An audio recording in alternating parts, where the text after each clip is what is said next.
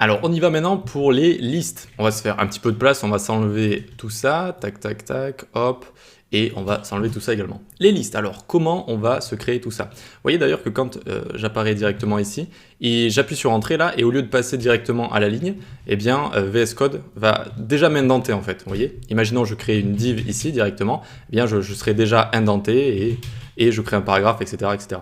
Vraiment, cet éditeur de texte est très bien, je l'aime beaucoup, vous allez le constater, et je vais vous montrer pas mal de techniques à utiliser avec, donc c'est assez intéressant pour vous de l'utiliser. Donc une liste, comment ça se crée? Eh bien, il en existe plusieurs. On peut avoir une liste ordonnée, une liste unordered list, donc je dirais une liste non ordonnée, et une liste de description. Donc ici, on va se créer une première liste, une liste non ordonnée. Donc on va faire un UL ici.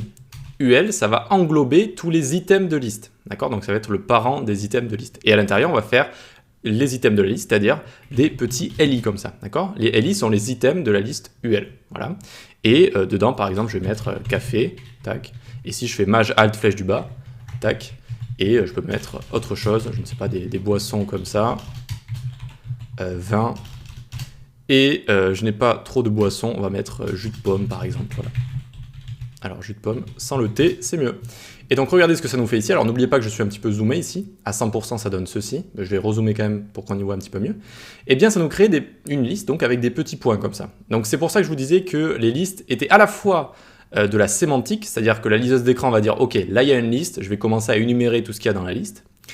Et à la fois, eh bien, ça va styliser tout ça, parce que vous voyez que ça a rajouté des ronds, mais pas que. Si on fait clic droit inspecter, hop, ça a rajouté du CSS, regardez, notamment ça les a décalés, voilà, ici. Si vous passez sur le UL, si vous passez votre souris sur le UL, vous voyez qu'il y a de la marge en haut et en bas, et qu'à gauche, il y a du vert. Qu'est-ce que c'est que le vert? C'est du padding, c'est du remplissage, on verra en CSS.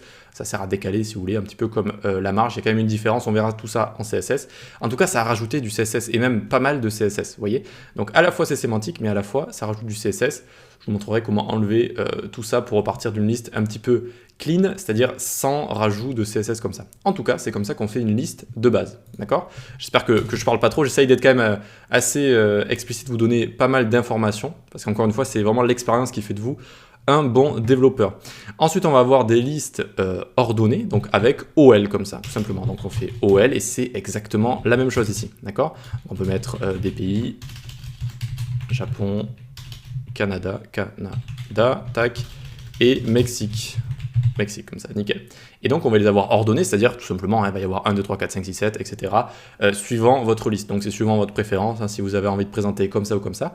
Et enfin, il va y avoir des listes de description list, et donc ici ça va être des DL, description list du coup, on va avoir des DT qui vont être des description title, et ici, par exemple, je sais pas, je vais mettre karaté, hop, et ensuite on va avoir DD, description, si je dis pas de bêtises, et là je vais marquer, je sais pas, un art martial par exemple, un art martial, tac.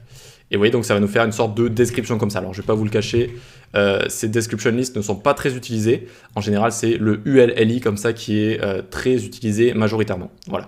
Donc voilà comment on fait des listes en tout cas, UL, OL et DL. Allez, on continue.